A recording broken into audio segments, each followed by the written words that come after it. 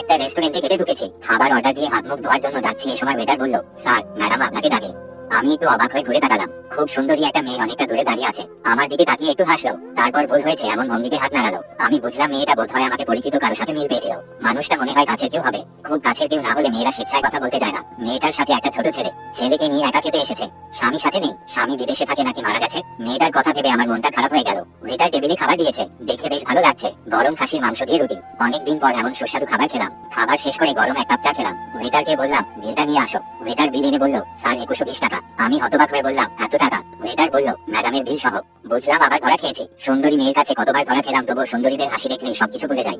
কেমন মায়া লাগে। বিল দিয়ে বের হচ্ছি, এ সময় ওয়েটার আবার ডাকলো, স্যার। ভেবেছিলাম তাকাবো না, ওয়েটার দৌড়ে কাছে এসে বলল, স্যার আপনাকে ডাকে। তাকিয়ে দেখলাম কাউন্টারে লোকটা ডাকছে, মনে হয় টাকা কম বেশি হয়েছে। আমি কাউন্টারে গিয়ে বললাম, কি হয়েছে? লোকটা বলল, স্যার ম্যাডাম তাড়াহুড়া করে মোবাইলটা ফেলে গেছে। ভিডিও ভালো লাগলে সাবস্ক্রাইব করে পাশে থাকার অনুরোধ রইল।